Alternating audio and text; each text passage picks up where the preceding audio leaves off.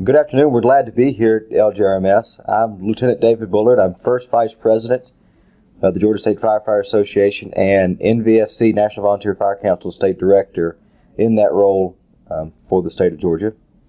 How you doing? I'm Lieutenant John Hutchinson with Columbia County Fire Rescue. I've been in the fire service 26 years, hazmat tech, and I currently handle all the air monitoring for Columbia County along with Lieutenant David Bullard.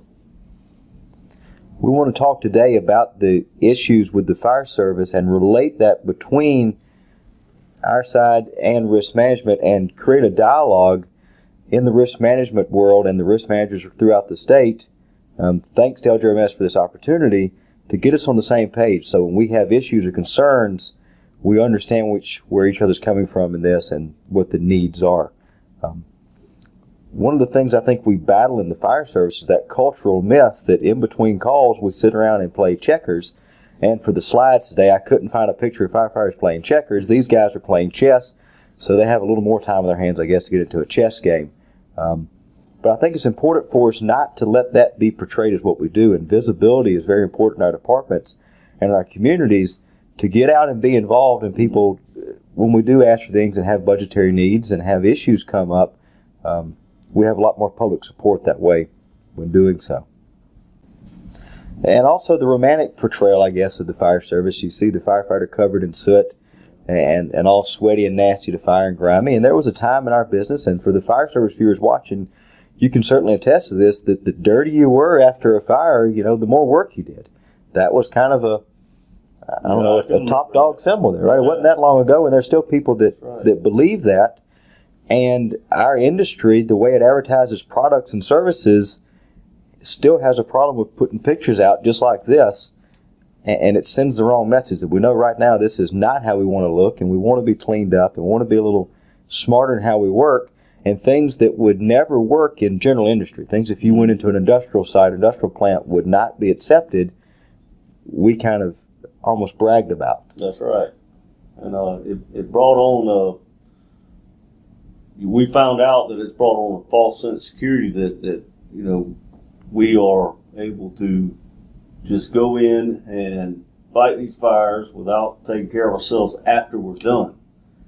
And that's just very detrimental to your future in the fire service. And we have to change the way we think about things. And that's one of the reasons why we've worked on this, and that's why we're here. So a historical perspective, what got us into some of the things we're doing? Well, first of all, we didn't know that looking sooty and being nasty was really a problem. Like I said, it was a badge of honor. Yeah. And when we talk about SCBA usage and some of the bad habits that came about from SCBA usage, some of them have some historical relevance, some actual reasons why they were. And if there's some people that have been on the job for 30 plus years, maybe even Chief Gibbs, I know you're watching in, you've been on quite a while. When they came on, a department may have had one or two SCBAs. And a rookie was told, hey, don't touch that unless there's a rescue. And sometimes don't even touch that. That's where it is. Right. And the reasoning was they were expensive, so you didn't have many of them. May not have had access to airfills. Or if you did have access, they cost money. Or it took somebody making pretty much a day trip to another city to get the cylinders filled. So there was really a reason not to use them. Plus, the fire's a little bit different. The fuel package is a little bit different. So it was a little more forgiving on you in maybe not using an SCBA. And the older SCBAs, they were uncomfortable. As soon as you did knock the fire down, if you were wearing it, you wanted to take that thing off and get that weight and that bulk off your back. And I guess there was a degree of macho attitude as well. I remember the steel cylinders. Well, what about you when you came on? When I was still wearing the Scott 2As with the trunk on them, you had a trunk. And what did you do at most fires with the trunk regulator? We would take them and couldn't hardly get it. It was demand pressure, and you had to switch to positive pressure or demand pressure. And you you had to hook it into a little box, and we would just take it and stuff it in our jacket. And actually, that's how I was trained. It's not that they were doing anything wrong. That's probably how they were taught. So looking back now, how do you think about all those fires you went to and did that? I think that there was a lot of poor choices made, but that's just the way somebody you trusted taught you that. So as a historical bad practice that was taught to you, and you didn't question it, right? Exactly. I didn't question, hey, as soon as we knock the fire down, we're taking our packs off and we're going to overhaul with with no mask on because it's no big deal, right? It's just an overhaul. Right. It's a little bit of smoke. Right? So why is this important? Where does this come from?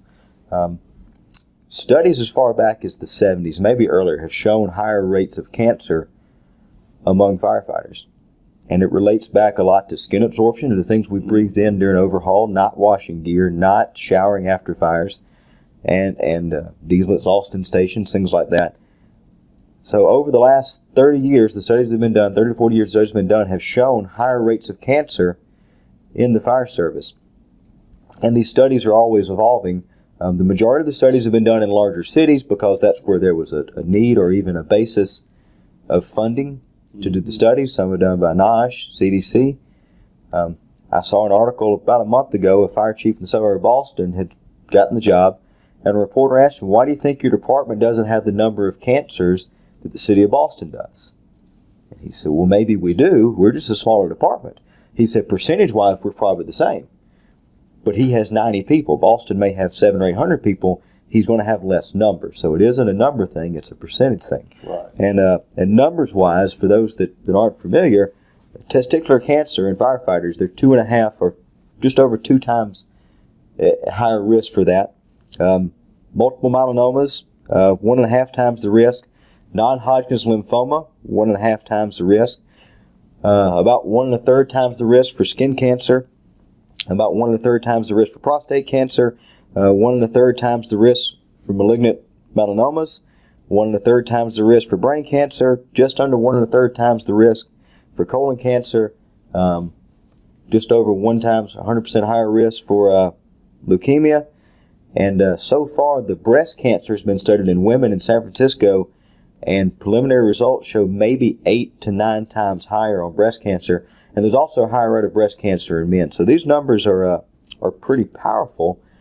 And it does show there's some occupational ties to cancer in firefighters. And as John and I say, a lot of times we're talking about this and around the state when I've talked about cancer education and cancer awareness and worked on the cancer bill, we're not doing this for our generation. We're doing this for the next generation and setting them up to hopefully see these numbers drop.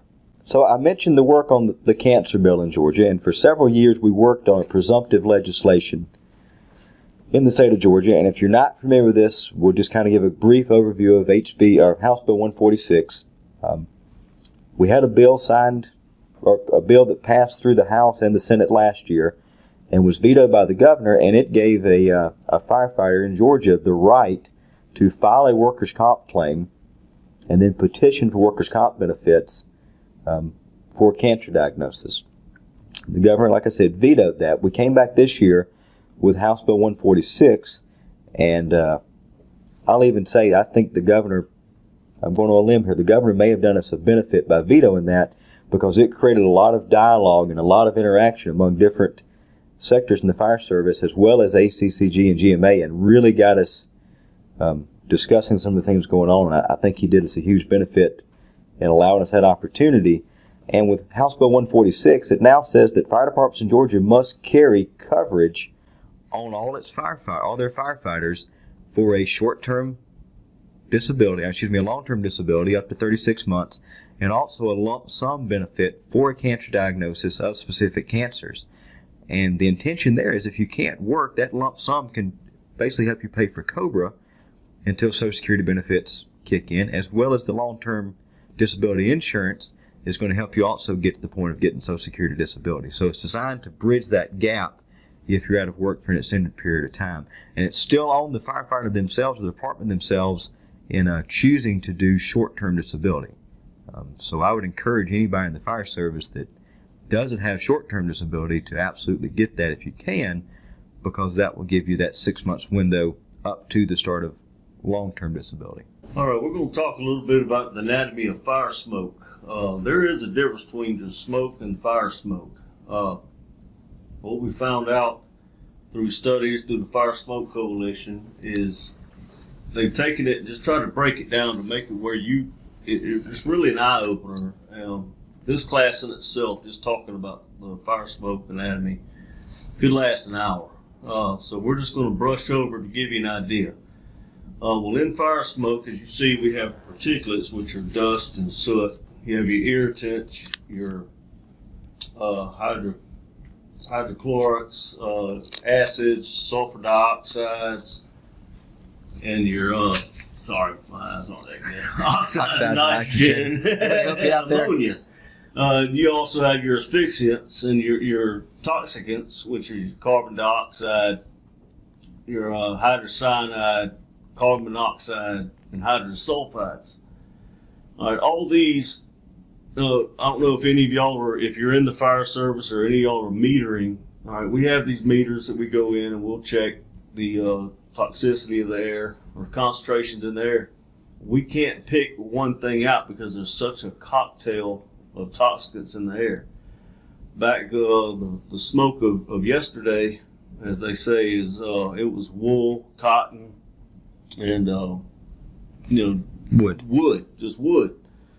Now you're adding in your PVCs and your plastics and all these things, your wires, the things that bind them, your glues, your laminates. Yeah, your glues and your laminates and all that.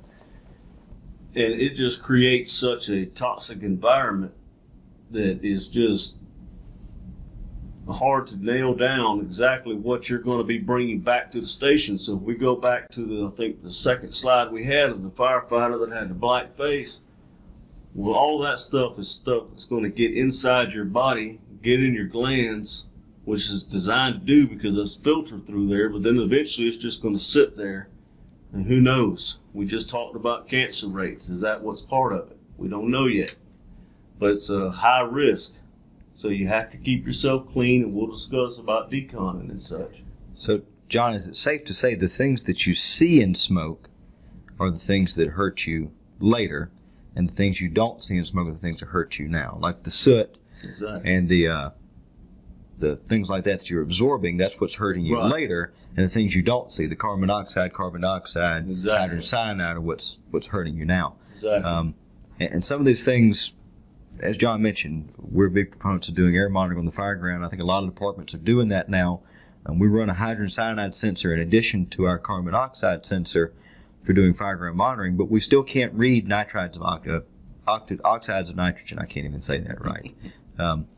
So some things we can't read, but we're looking at a mixture, so even using a PID to read that, we're very difficult to tell what's there. So if there's smoke present, should we even be metering or just know these things are there? Well, if you got smoke present, then you know something's there. What we're looking for is what we can't see. And that's going to be after your fire's out. And then generally, the only real reason to meter or check is if your family possibly going back in, like a little single room. Like to reoccupy, or for like in a townhome and apartment, letting them reoccupy next door. You want to check the neighbor buildings and such, but if it's a total loss, there's not really any need to meter because we know something's there. Or even if we're not even letting them back in the home or letting us back. What about investigators? What should they be thinking about? I think investigators, from what I've learned and what we've talked about, they need to think long and hard when they're in there and they're getting out of their cars and they're walking past the firefighters wearing their SCBAs. And they're walking in these houses that still have smoke in them just to see a burn pattern. They really need to consider having the state or whoever they're working for invest in an SCBA or a particulate type mask system. And if they're digging a fire out later on, wearing PPE to do so. Proper PPEs as well. And if you're not sure understand what I'm talking about, you'll have our contact info. We can fill you in more on all this. Well, I know we're kind of doing a way high overview here. This is just a short webcast as kind of a bait and a teaser. But John, we do have a video that I think when we first saw it, it was like, man, this is what we've been doing for years. This is what we're tracking around and bringing back. So we'll watch this video out of San Francisco, and it's pretty good. It is. It'll drive it home what we're talking about. John, have you ever been guilty of doing that? I have absolutely been guilty of doing that. Have you been a habitual violator of that?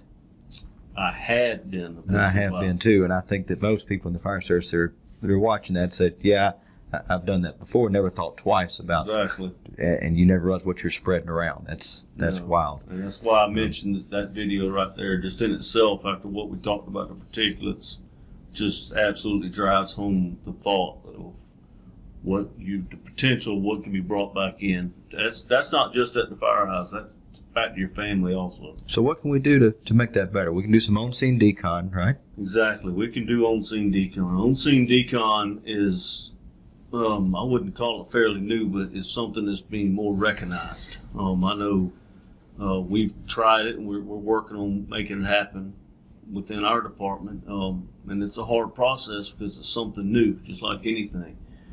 But on-scene decon is simple, and we're just going to do a brief overview. Baby wipes. You come out, just like if you're in the hazmat, just decon yourself real quick. Wipe your hands, wipe your face. So before I get a drink of water or something in rehab, I need to...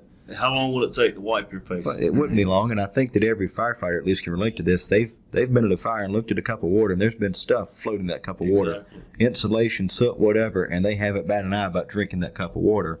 We don't need to be doing that anymore. Well, why don't we back up before we're doing that, and won't you explain to them about deconning when you come out of the structure? So when we come out, we can have a booster, another hose line, a garden hose off the engine, whatever laid out, and just quickly rinse your gear off. And I've heard guys say, hey, you're going to have us soaking wet with soaking wet gear. Well, most fires I've been to, my gear's been wet, so not that big of a deal. And it's not a flooding wash, just enough to knock the bulk of stuff off of you, and then just wipe up with the wet naps or baby wipes or rescue wipes, whatever you choose to go with there. And you can do a decon kit on an engine for under $15. A bucket, a simple scrub brush, some dish soap, things like that. Air management is big, right? Let's make sure we're not operating in a building on low air, because that low air is our reserve that reduces our chance of running out of air, right? Or if we have an emergency, we have more air to deal with that. PPE advances are big. There are several hoods on the market now that offer particulate filtering. Right, and actually I think you've used one. I do have one, and it's neat to me. After a fire in the past, my hair would always smell like smoke, and for 2 or 3 days after, I'd take a shower, and all our fire service viewers can attest to this. You smell smoke again in the shower where it's coming back out of your pores. The first time I wore this, I came out and I got somebody to smell my hair. I said, what's it smell like? They said, it won't smell anything. I said, that's pretty cool. And taking showers afterwards, there is no smell of smoke coming from my hair. So I really believe they're working and reducing the amount of things getting to my skin in these high absorption areas like my neck and throat. Right. That's where your hood is. Right. In case you wonder why you mentioned that. Your hood absorbs a lot of the particulates. Of course, another goal is working toward a second set of PPE that could be cost effective, and that takes some budgeting and planning out. But at least doing the on-scene decon, trying to diminish what we're carrying back and spreading around, limiting taking PPE into the station helps in the meantime, as well as limiting vehicle idling in the station. If we don't have a ventilation system, when you crank the apparatus up, get it out of the bay. Don't let it sit in the bay for an extended period of time.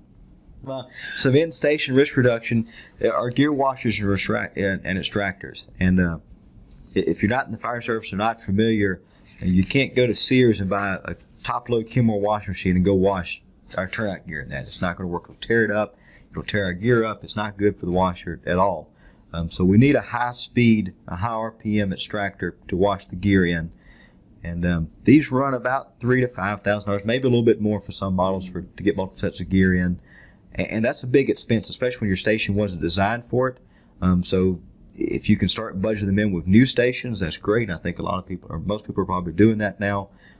If you're trying to retro, maybe putting one in each battalion or centrally located to ease this up. Our department, we're working toward adding washers extractors every year now. And if your neighbor has one and you don't, work with your neighbor and work out a plan to use theirs. I'm pretty sure they will. Gear dryers are very important as well. You don't have to have a gear dryer. It just takes a while. The gear is so bulky for it to dry. Some gear dryers may run $7,000 to $10,000. I have a picture on the slide here of one I saw last week. It's made of PVC and an electric fan. They built that for about $300. So depending where your budget stands, that may be your item you start with right now. I think encouraging your firefighters as soon as they get back to the station after a fire to take a shower. Before you eat, before you lounge around, whatever, immediately take a shower, and strongly encourage them to wash all of their station uniforms at the station in the regular laundry there. Don't take that home. You're taking it back home to your family. Whether you know it or not, the particulates, carcinogens, are actually soaking through your fire gear. And it's getting onto your person and your clothing. And if you don't clean it, you're going to take it back home. And also for volunteer departments, encourage them to use like a plastic container or something to segregate their gear. In a volunteer department, a firefighter goes to a fire, they have dirty gear, they get back in their vehicle, go pick their kids up from daycare after the fire. The kids are being exposed to that, so let's encourage and find ways there to limit the exposure, not just to them, but also to their family members. And the picture at the bottom right there, our good friend Michelle Ice, she's with Cobb County. She's our state representative for the Firefighter Cancer Support Network, and she got us these signs, and they've been distributed around the state to a bunch of folks. No gear beyond this point in the station. You see in movies, and we used to do it. You used to take the bunker pants and set them out right by the bed at night because you got dressed quicker putting your feet in your gear right there by the bed, right? And just limit PPE in the stations. It stays in the bay. If you want to bring a set in to do training within a classroom, just make sure it's an absolutely clean set. And or go outside. Or go outside. Don't be in the kitchen in your turnout gear cooking with dirty gear on. It's not a good habit there.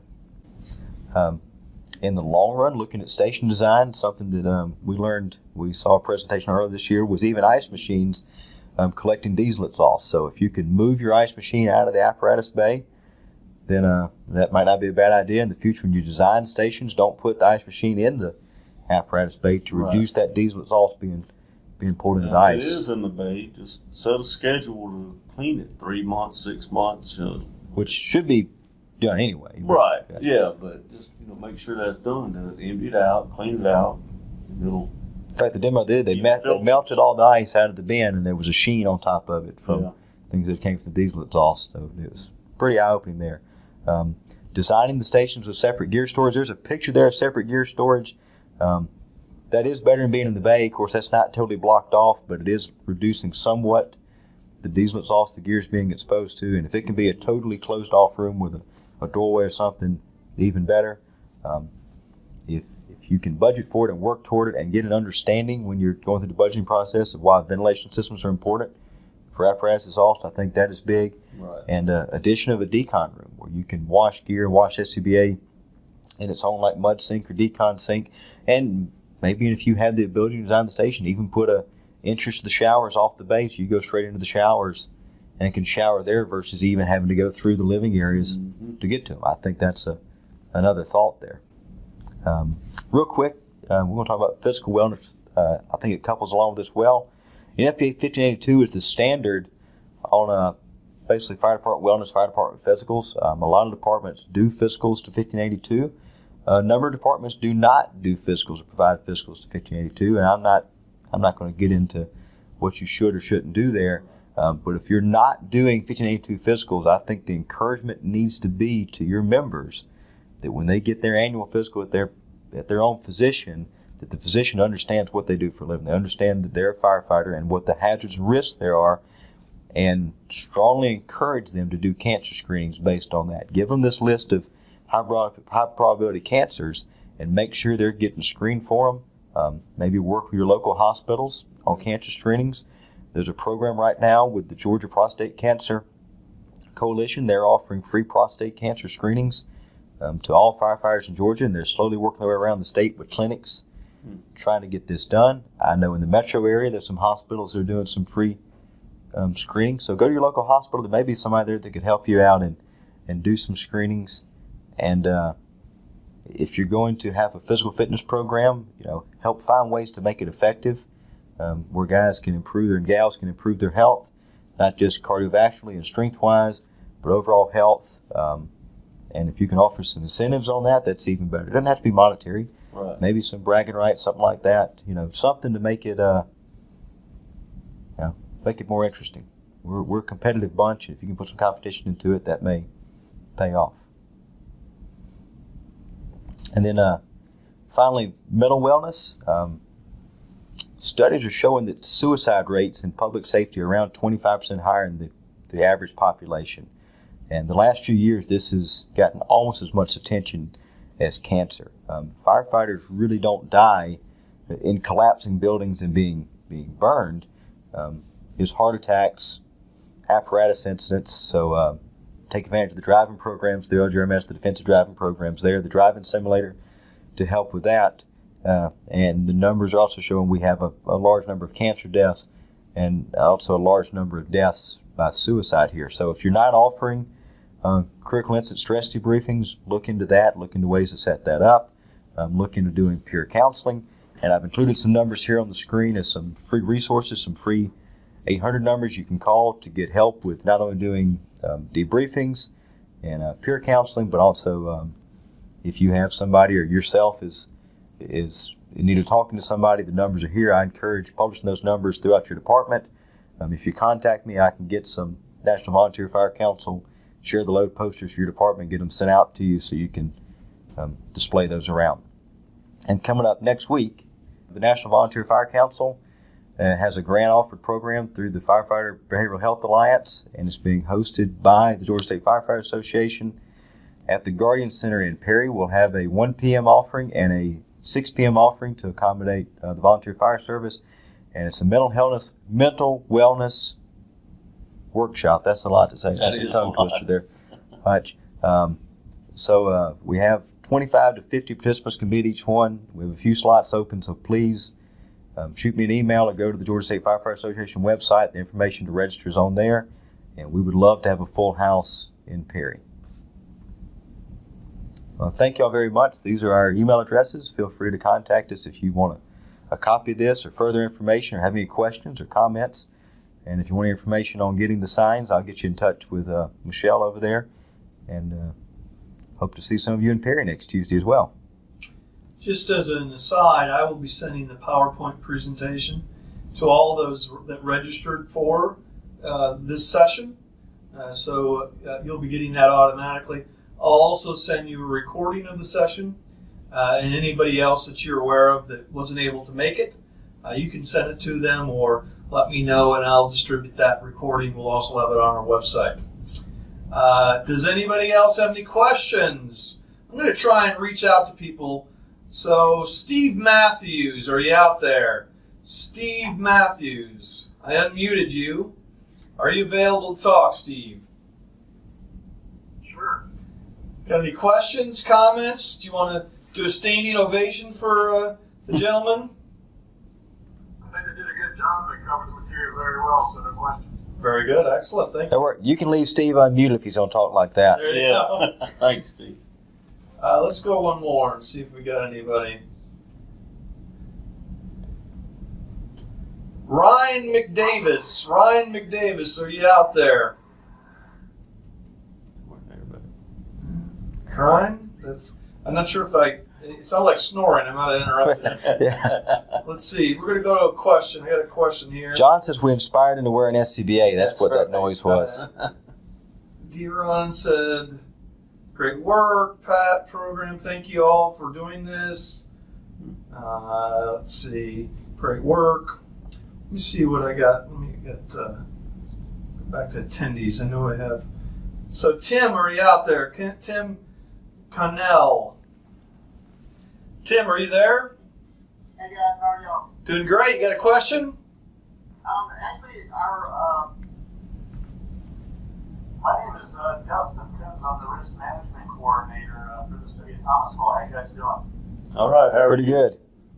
Doing good. Thank you for putting this on.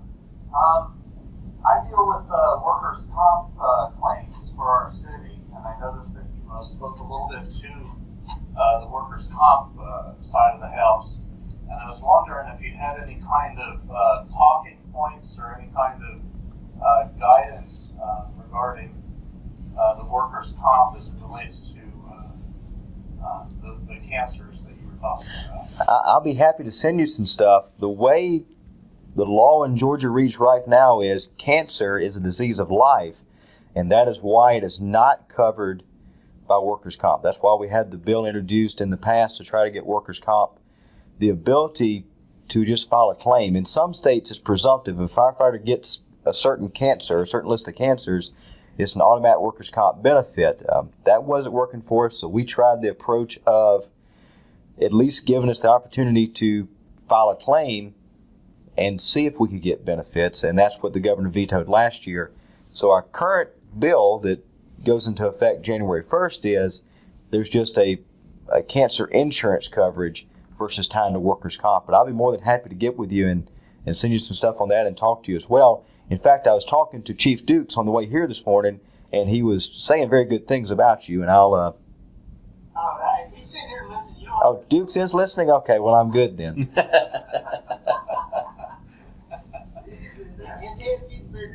Excellent, excellent. It's one big love fest here. That's what I like to see. What else we got? Let me pick on one more person. Thank you guys so much.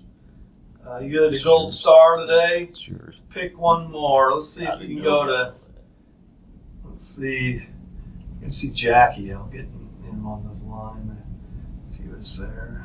Yeah.